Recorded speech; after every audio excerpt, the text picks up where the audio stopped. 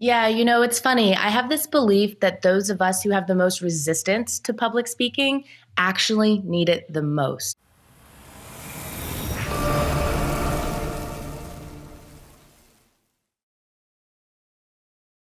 You guys are in for a special treat today. One of the most active speakers that I see in the space. She's always sharing gems, always bringing positive energy. Welcome to the show, Christy Renee Stehle. Welcome, Christy.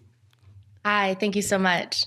Cool. So I want to just start off straight into the value. Like what got you into speaking? Was it like I know you come from the corporate world and you have some background there. Was there an aha moment? What got you to a space where you said, you know what, I want to speak? There was such an aha moment. Believe it or not, Robin, you've seen the stages that I've been on, the opportunities like Mindvalley that I've had to be on the main stage. Public speaking was once my biggest fear in life, if you can believe it. No, no, no. My goal in life was essentially to be invisible. I wanted to blend in with the wall behind me. Don't stand out, don't be seen, don't be heard. And that wasn't in store for me. I was meant for more. And so, a beautiful, maybe I don't want to take up all the time right here out the gate, but this is one of my nearest and dearest stories of how it came to be. I like to say that really this act of courage, first, it began with having the courage to let go. I was in a really long term relationship. I was traveling overseas. I was in Tallinn, Estonia in 2018. And me and that long-term boyfriend had just decided to go our separate ways. So really, my goal was to be out of the shared Airbnb. And I stumbled into a storytelling workshop in a park, and that led to me sharing my story for the first time. My heart's pounding, the blood's rushing in my ears. I'm like, are they even going to be able to hear me if I do get up there? I was voluntold, hands pointing over my head, pick her, pick her, pick her. I'm like, no, no, no. Eventually, I step one foot in front of the other on this little makeshift park bench. And when I opened my mouth, something incredible happened. That was act two of my life. That was the courage to be seen and heard. And throughout that story share that I gave, I remember looking out into the audience after first thinking that my worst fear had come true and they're laughing at me. Of course, they're laughing with me, but they're laughing. I see a few tears, a few gasps at the same time. And it was when I looked out, I saw, oh my gosh, the air, I've never felt it like this. We are united. My words are conducting their emotions like I'm an orchestra conductor. And I was like, this is it. This is it. I have found my canvas. So big life-changing moment that got me into it for sure. So, Christy, talk to me a little bit about courage. You said that's one of the reasons, one of the things that kind of catapulted you to like this second act in your life. Talk to me about courage, and why do you think like speaking on stage, public speaking is the biggest fear for people? It's like people fear that more than sharks or the IRS. Talk to me about that. Yeah, it's funny. I have this belief that those of us who have the most resistance to public speaking actually need it the most. And it's not just public speaking, but it's public expression in a whole. And I found that to be very true with myself back when I was still almost what I call in hiding. I was afraid of public speaking. I was afraid of dance. I was afraid of karaoke. I was afraid of anything and everything that was showing my authentic true self. And I think a lot of us have that deep seated inside of us. Do you feel like sometimes as a person who has hid, maybe played the background, and then once it's kind of unleashed, you feel like it overflows? Because that's how I feel. I'm naturally like an extrovert. I'm like out here like, ooh, let's be friends, right? But there's this whole dark and sad part of my life, right? Like trauma from my childhood, all of this stuff that I kind of at times allow to silence me and my voice. But once that valve is open, sometimes it's like out of control. Do you feel that way sometimes where you like it's almost like a cap on of a valve built with pressure, and then when you start to speak, you're in a new frame of mind? Absolutely. Yeah. You say the pressure, the valve. I've used the metaphor of like it was a pressure cooker, all my emotions, just stuffing them down. And then once it finally started to come up, and that's why I use the word expression a lot, you're expressing that energy that you're wanting to lock inside of you. Yep. Absolutely. That. And you often, when I watch your videos, which I love, if you guys don't follow Christy on LinkedIn, make sure you do so, because she will pop that camera out and just drop the message, drop the nugget in real time. So authentic, real, and timely, I think, because sometimes I feel like the way the universe kind of speaks to us, when we have a message to share and we are bold enough to share it, someone needs to receive it. Talk to me about that, like the whole process of you getting an idea that you're like, ooh, like I got to share that. I got to write that down. What are maybe some of the signs or the signals that you know you have a good or an important message to share? Thank you for sharing all that. I'm glad that it hits home, and I'm glad that it's authentic and connecting, and then timely. That word specifically, I struggle to do content calendars. I always have. Even this weekend, I was like, yes, I got 5 videos. I'm good through the weekend. I'm going to be posting. I'm going to be sharing, and I'm going to be with my, family for holidays. And I couldn't get past posting the first one because something happens that, and maybe I need to get past this, but there is just such that sense of I have a message to share, to express every day. Something comes to me. And so that when I do stock up, I struggle to feel connected with it when I go to post in the moment. So how I feel is really, I'm sure you can relate to this. Sometimes as business owners, we're rushing all around the place, and taking time to be still and pause can be a luxury. But doing that, even for a second or two, dropping in and being like, okay, what is on my heart and mind? Like, what needs to be heard right now? And that's a practice that I've gotten really used to, and a practice that doesn't bode well for my content calendar. But as you said, it really comes across in my authentic messaging.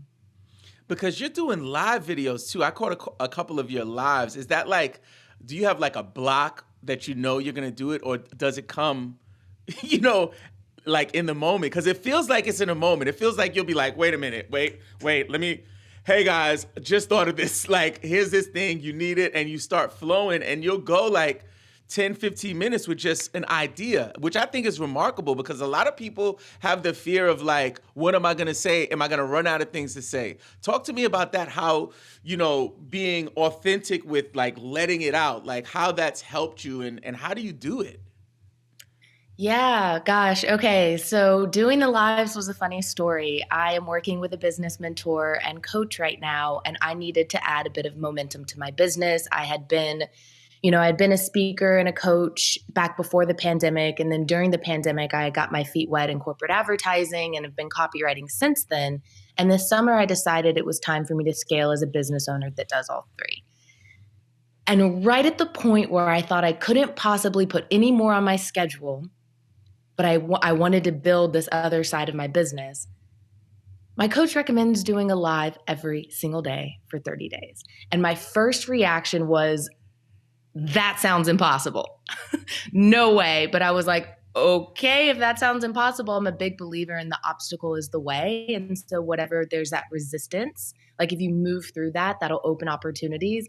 So I said, okay. And I'm telling you, there was not a single thought that you've had, that anybody listening has had, about putting themselves on camera, posting on social media, that I did not have. But something incredible started to happen. And maybe the engagement wasn't there, or the comments and the likes like 10 years ago people were very actively doing. I was starting to get calls. Hey, Christy, you've been on the top of my mind. Hey, Christy, I saw your video. I would share something with a friend. Oh, yeah, I saw that. So my voice is resonating. And I think that that is what helped push me further to do it, in that maybe I'm sitting in front of the screen all day, and sometimes I would block a little bit of time. I've been working outside of the house, not in my home office most of the time. And I'll block like a room for an hour. I'm like, okay, I've been writing all day. My eyes are cross-eyed looking at the screen. How can I get back into my best energy? And that always comes down to expressing myself in that way. So I would say, okay, you have, I don't know, maybe 15 minutes to think of what you want to say and warm up. There's a lot of rituals I typically do too before going on camera that helps my energy just shine brighter and have that connection. So there's a couple pieces of the puzzle, but that was a challenge and it worked out very well for me. Hey, you can't say that you have some, some rituals that you prep and not share some of them, Christy. Can you share with us just a few of your rituals if you're okay with that? I don't know if they're like patented or what, but we'd love to hear some of your rituals. Of course. Well, one of the links that will be in your show notes is a free gift to the listeners, so they'll be able to practice it themselves. And it's this. First, before I start, are you familiar with or have you ever tried mirror work? No. Like talking to yourself in the mirror like Eminem, like before 8 Mile? Like saying your talks in the mirror? Yes. Unless More it's a like more, eye yeah. gazing. Okay. Eye No. gazing with yourself. Have you No. done that? Mm-mm. Oh my goodness, talk about childhood traumas and everything else you want to see come up and out. If anybody listening has ever felt that desire to hide, that desire to keep quiet, maybe you're even sitting in a work meeting, somebody asks a question or you know the answer and you just resist speaking, this is for you. And if you do this mirror work with also a series of, they are guided meditations. So, what I've made for everybody listening is a video and a downloadable audio as well as a script. So, you can follow along. You can just you can listen along, you can follow along with the script, and then eventually you would make the statements your own. But what's important about them is that it's not just affirmations, it is a series of words that are guided in a way to warm up your vocal cords, to help you improve your cadence, to get used to vocal variety. And so you're doing three things at once. Got a little handheld mirror because I will look in my eyes. And what happens for most people is they get very confronted. They look into their eyes and they see one of two things happens. It's either there's so many things I have to go do right now, and suddenly it's so pressing and I have to do anything but this. Or they look in their eyes and all they hear are their inner critic tearing them apart. So that's the resistance, that's the obstacle that you have to push past. And then as you start going through, not only are you doing affirmations, which raises your vibration and helps you to attract more of what you want, but then you're also improving your public speaking skills, which, as you know, being a great storyteller and public speaker is an amazing, amazing skill for quantum growth in your life and business. Man, you are just full of value, Christy. That is good. So mirror work, I definitely am taking notes on that one because that is really, really powerful. Cool.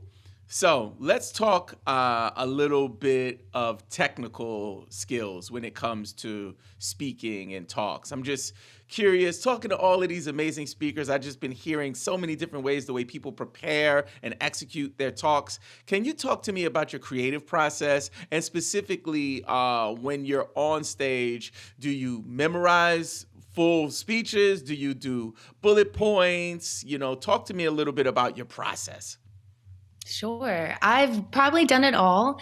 There was a time in my career where I was stuck between knowing that I'm such a passionate speaker off the cuff, but also I'm a talented writer and I would put together these beautiful scripts and they were eloquent and they flowed into one another and I wanted it to be perfect like that.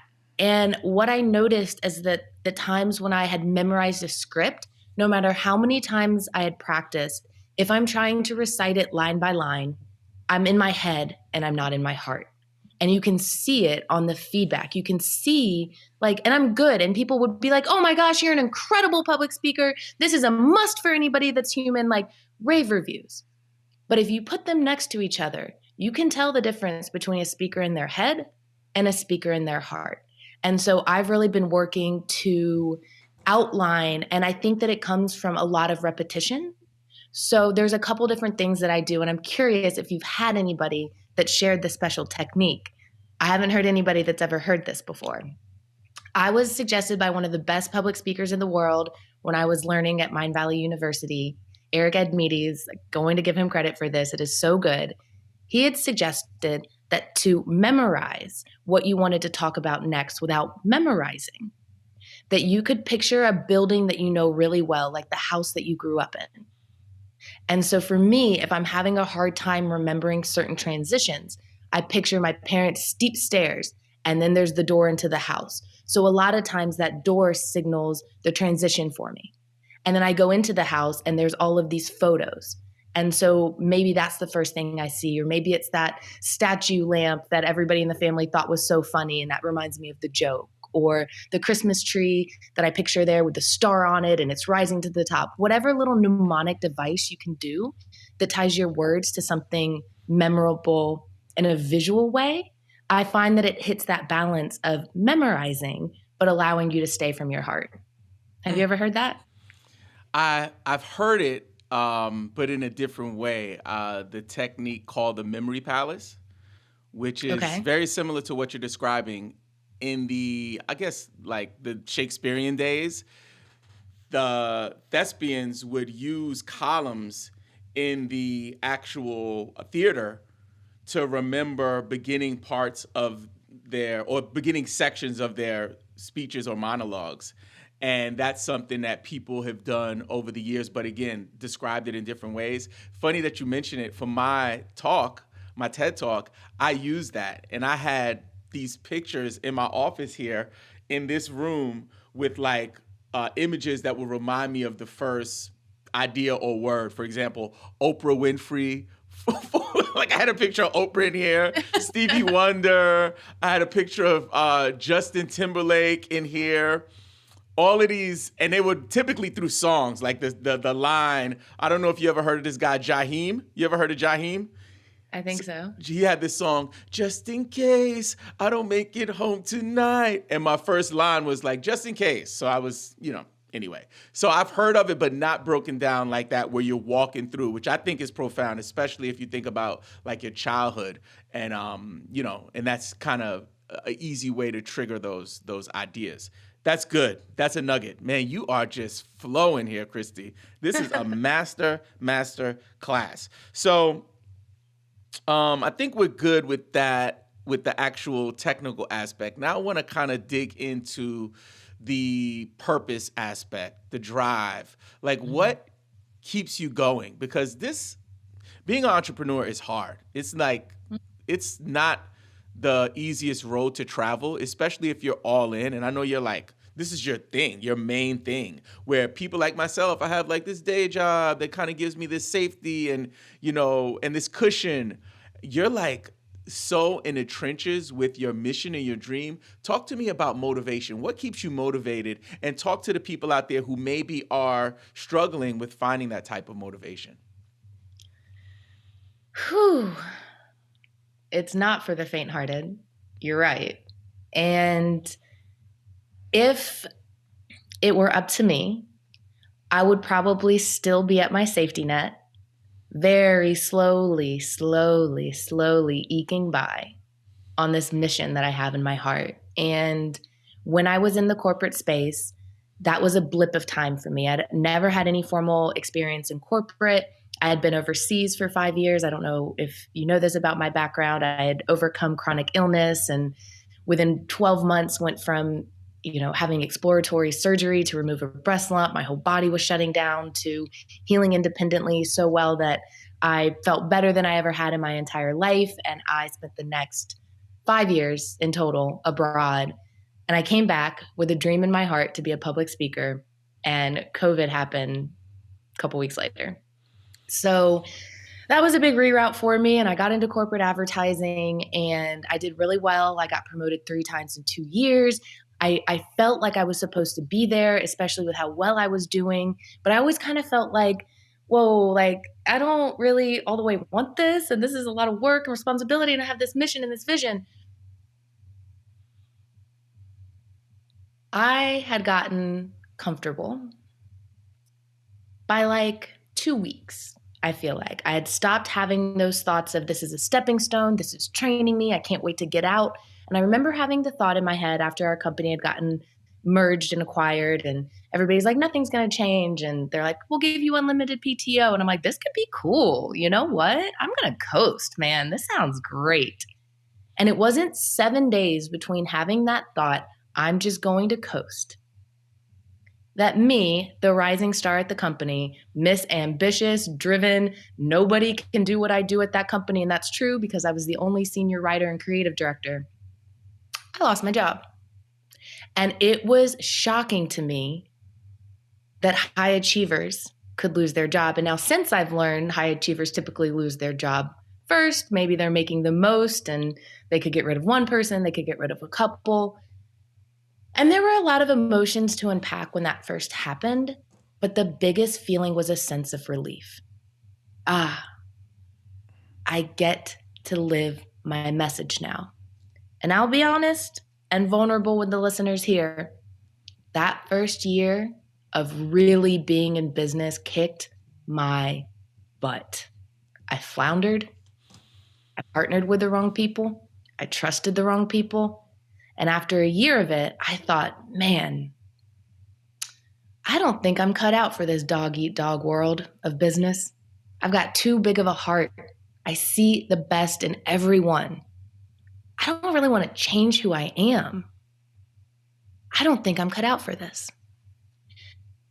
And so I'd gone to WEC, World Education Conference. It's one of the big meeting professional international conferences. And I went there by the recommendation of a fellow friend and keynote speaker in the events industry. But by the time I showed up, I had a meeting booked with a career planner. I was looking to translate my skills and get a job. Now, that first person that I had the career planning with, she got unexpectedly sick a couple minutes before our meeting. They put me with somebody else. Her daughter had an emergency and she had to leave.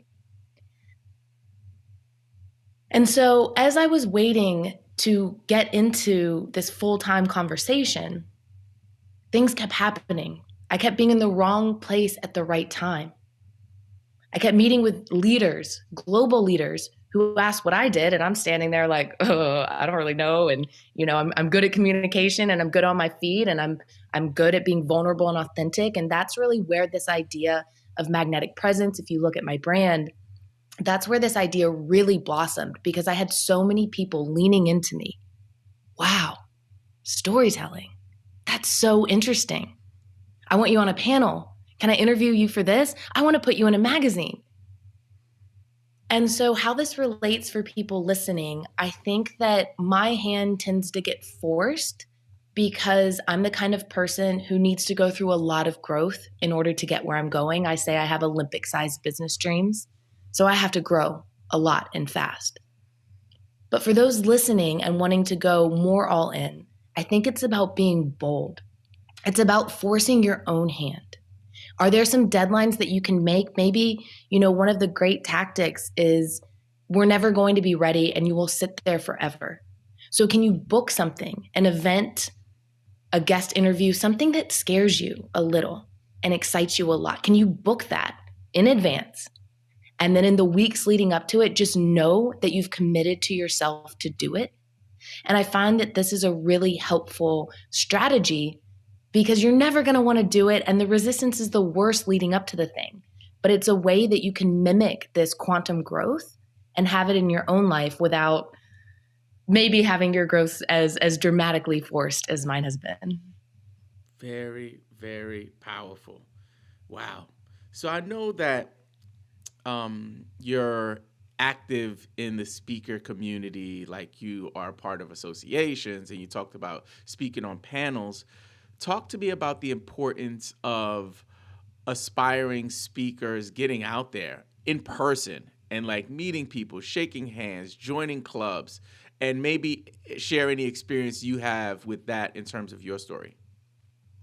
Yeah, I think it's really important to do so. And one, getting out there, networking and having conversations. But even here's a tip, and this may not be right for everybody, but I found early in my journey, I think I hindered some opportunities because people were so quick to say, don't ever speak for free. And I don't believe it. I don't believe in that. I think that there needs to be a value exchange on both sides. If you get to the point in your life where you don't need the practice, you don't need the expression, you don't need the footage, you don't need the connections, sure, fine. But when you're starting out, if you can get in front of as many people as possible, I've had so many business opportunities come from one 30-second pitch that I did in April. People remembered me months later, because if I get up and I open my mouth, I'm sure the same is for you. If you have, and there's actually 2 links that I shared for the audience today, and one is on being magnetic, and we already talked about that. The other's on brand storytelling. And so how you can use that for your business or even your personal self to try and understand how to tell your story in a way that pulls people in. And when you know how to do that, you can make opportunities just skyrocket and explode. And so, yes, get out there, yes, network, but don't be afraid to organize your own event. Don't be afraid to put on a free webinar. Don't be afraid to, and this is something I'm looking at doing in 2025, is sharing your message with those who maybe are in recovery or codependency or women's groups, or how can you express your message and give? And don't shy away from that. I think Mm, that's important. mm. That's so good. And that's something that I talk about a bunch, the whole free speaking gigs versus paid. And somebody taught me something not too long ago. I think it was Ron Story. You ever heard of Ron Story? Ron Story is he's this gentleman who has like a speaker community, he has a speaker app, a platform. It's really cool. But he said something powerful that made me like, oh, he said free. He's like, there's no such thing as a free talk. There's no such thing as a free presentation. There's a no fee presentation. You might not be accepting a fee, but it's not free because you're getting something. Just like you said, it might be a connection. It might be brand, building your brand and general awareness.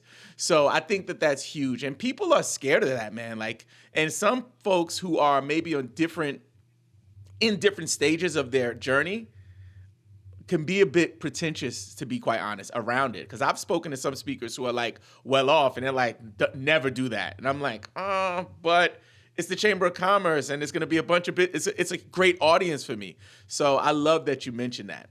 Before we get out of here, Christy, I want you to talk to me a little bit about what you're working on right now. So I know we've hinted at a bunch of the projects you're working on, but why don't you give us that 30-second pitch so we can understand what it is that you're working on, and if folks are listening, how they can get in contact with you if they want to work with you. Thank you. Yes, I am building many things at once. My bread and butter gig is, well, is copywriting, but I help brands in the same way. So as a speaker, coach, and copywriter, I help brands grow through storytelling and magnetic presence. And so that's taken the form of working with enterprises on their messaging. You know, the rise of AI has really leveled the playing field in a lot of ways. And there's a lot of outdated messaging that just will not rise above the noise. And so I help them, whether they've merged and they're, looking to unify brand voice across multiple different brands, or if they're looking to get out of maybe a plateau and elevate their messaging in a way that really connects with the hearts of their audience. That's what I do. Now, what I'm working on for 2025 is getting in front of more audiences. I tend to have an audience of speakers, of business leaders, and I want to be connecting with more of a past version of me, the writer, the aspiring entrepreneur that would rather hide.